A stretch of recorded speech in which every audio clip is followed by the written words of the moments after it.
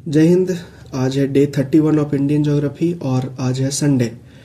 तो जैसा कि हम लोग संडे को एक रिकैप समय रखते हैं, तो आज हम लोग रिकैप करने वाले हैं। पिछला संडे नहीं कवर हो पाया था, जिसकी वजह से एक बहुत लंबा रिकैप बचा हुआ है डे वन से। जो भी स्टार्टिंग से कवर कर रहे हैं, डे वन से कवर कर रहे हैं, हर शॉर्ट्स को जो देखते जा रहे हैं, जो मतलब कि साथ साथ जो चल रहे हैं, मैप में जो लोकेट कर रहे हैं, उनके लिए ये बहुत ही ज़्यादा फ़ायदेमंद होने वाला है, जो भी स्टार्टिंग से देखते चल रहे हैं। और जो स्टार्टिंग से डे फर्स्ट से नहीं देखते चल रहे हैं, तो उनको पता चल जाएगा कि क्या क्या रिकैप, मतलब क्या क्या कवर हो चुका है और आगे देखना चाहिए या नहीं देखना चाहिए। ये आप लोग खुद से ही डिसाइड ले सकते हैं। तो आज डे 31 में हम लोग देखने वाले हैं कैसे हम लोग इंडिया को ग्लोब में लोकेट करके और कैसे सतपुड़ा श्रेणी तक पहुंच चुके हैं, मतलब कि पठार तक पहुंच चुके हैं।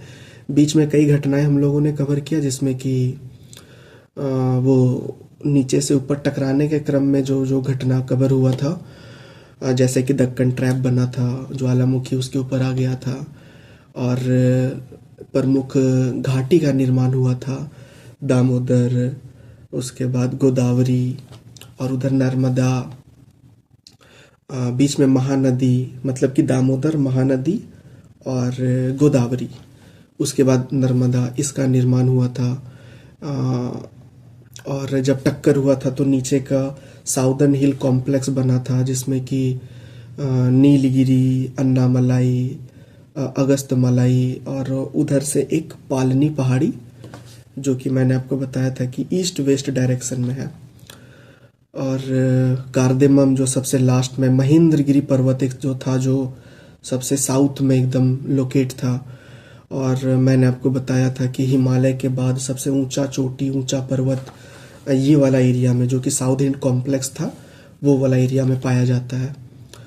और जैसे ही टकराया था तो हम लोग हिमालय का निर्माण के ऊपर बात किए थे कि कैसे एक तरफ दोनों तरफ फोल्ड हो जाता है, एक तरफ नामचा बरवा बनता है और दूसरे तरफ आपको कमेंट करके बताना है, क्योंकि ये हम लोग कंफ्यूजिंग एरिया में कवर किए थे। टोटल 4 को कवर किए थे, नंदा देवी, नंगा पर्वत, और एक धौलाधर और एक धौलागिरी।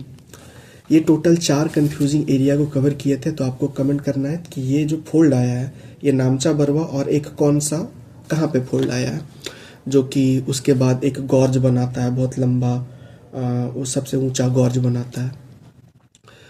तो हिमालय में हम लोग उसका पूरा का पूरा विभाजन को कवर किए थे, जिसमें कि सबसे ऊपर में टेथिस हिमालय जो पहला नंबर पे था, जिसमें इम्पोर्टेंट कुछ कुछ श्रेणियाँ इम्पोर्टेंट थी, जैसे कि काराकोरम, लद्दाख, जास्कर, और नेपाल के साइड में तिब्बत, जिसमें देखे थे कि लद्दाख और जास्कर के बीच से एकदम सिंधु नदी होकर के गुजरती है। तो आई होप कि ये सब आप लोग को भी रिकॉल हो रहा होगा और ये सब कर रहे होंगे। टेथिस के बाद हम लोग हिमाद्री के ऊपर बात किए थे, जिसको कि वृहत हिमालय कहा गया, और इसमें मेनली 8000 को कवर किए, उत्तराखंड और नेपाल का 8000, जिसमें कि एक धौलागिरी था, एक सागरमा था, जो कि माउंट एवरेस्ट था, और केदारनाथ, बद्रीनाथ, मकालू, मसालू, मनसालू, इस तरह का कुछ कुछ नाम वहाँ पे हम लोग देखे थे, जो कि जिसको 8000 कहा गया था। बहुत ऊंचा ऊंचा चोटी, हालांकि सब 8000 नहीं है, लेकिन बहुत अधिक ऊंचा ऊंचा चोटी है वहाँ पे। तो ये था सेकेंड विभाजन। उसके बाद एक और विभाजन किए थे, जिसमें कि हिमाचल हिमालय, लघु हिमालय, जिसमें कि हम लोगों ने कुछ इम्पोर्टेंट श्रेणियाँ कवर किया था, जिसमें कि आपको याद होगा पीर पंजाल श्रेणी, धौलाधर श्रेणी, और फिर नीचे गए तो एक उत्तराखंड वाला एरिया में मनाली श्रेणी, नाग टिब्बा जिसको कि कहा गया, और एक नेपाल में एक श्रेणी था महाभारत श्रेणी। तो ये भी आप लोग को याद आ रहा होगा, जो स्टार्टिंग से कवर करते हुए चल रहे हैं। और एक शिवालिक था, इसके बाद एक शिवालिक था, जो कि हम लोग देखे थे कि बहुत ज़्यादा डिसकंटिन्यूस है, और देखे थे कि कहाँ पे मर्ग बन रहा था, कहाँ पे एक और घास का क्षेत्र कहाँ पे मर्ग बन रहा था, जैसे गुलमर्ग, सोनमर्ग, और एक नून, कुनलून, एग्जैक्ट क्या था, दो घास का मैदान था, एक मर्ग बन रहा था, और वो आ जाएगा, याद आ जाएगा। रिकैप में यही होता है कि कुछ कुछ भूलते हैं हम लोग, तो फिर पता चलता है कि कहाँ पे देखने का ज़रूरत है, ठीक है। तो दो घास का मैदान वहाँ पे हम लोगों ने कवर किया था। शिवालिक कवर कर लिए थे, और शिवालिक से हम लोग देखे थे कि बहुत नदियाँ बह रही है, और उसके बाद हम लोग मृदा के ऊपर बात किए थे, मैदान के ऊपर बात किए थे, वृहत मैदान के ऊपर, जिसमें कि जब नदियाँ जब लेकर के आई तो पहाड़ से बहुत सारा काटते हुए अवसाद लेकर के आई, बड़ा बड़ा पत्थर का टुकड़ा लेकर के आई जिसे बोल्डर कहा गया, और वो ला करके एकदम जो फुट हिल है पर्वत के जस्ट नीचे, वहाँ पे एक भाबर पेटी का निर्माण करती है, जिसमें कि अधिकतर पत्थर का संख्या ज़्यादा रहता है, मतलब मोटा मोटा बड़ा बड़ा पत्थर, जहाँ पे कृषि करना कठिन हो जाता है। उसके बाद अगला चरण में हम लोग देखे थे कि तराई क्षेत्र का निर्माण होता है, जिसमें कि ये पत्थर का छोटा छोटा महीन महीन कण सब तोड़ तोड़ के नदियाँ लेकर के आती है, लाती है और बिछा देती है, जिससे कि एक दलदली एरिया का निर्माण होता है, और यहाँ पर भी कृषि करना मुश्किल है। मैंग्रोव फॉरेस्ट के लिए ये एक इम्पॉर्टेंट एरिया बन जाता है, दलदली फॉरेस्ट जिसको कहा जाता है। और इससे एक कनेक्ट होता है, मिष्टी स्कीम, गवर्नमेंट का एक मिष्टी स्कीम है जो कि मैंग्रोव से कनेक्टेड है। तो बस एक याद रखना ये। उसके बाद हम लोग शिवालिक से आगे चले थे,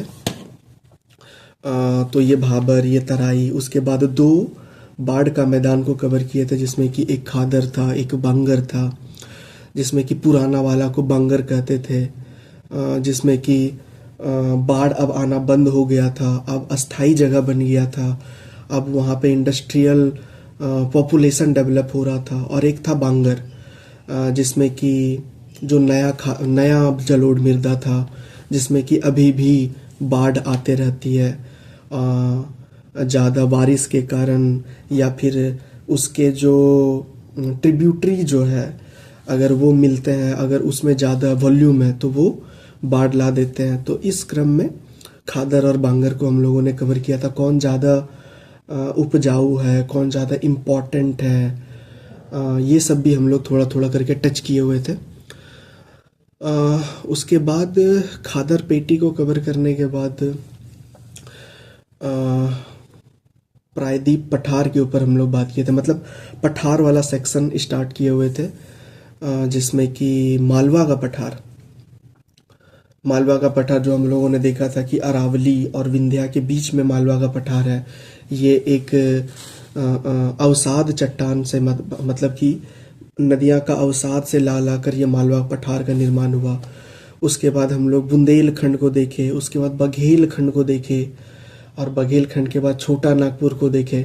छोटा नागपुर में थोड़ा सा डिटेल से देखे कि रांची का पठार अलग है, हजारीबाग का पठार अलग है, दामोदर नदी बह रही है बीच से, छोटा राजमहल पहाड़ी अलग है, गरजात पहाड़ी है, रामगढ़ पहाड़ी है।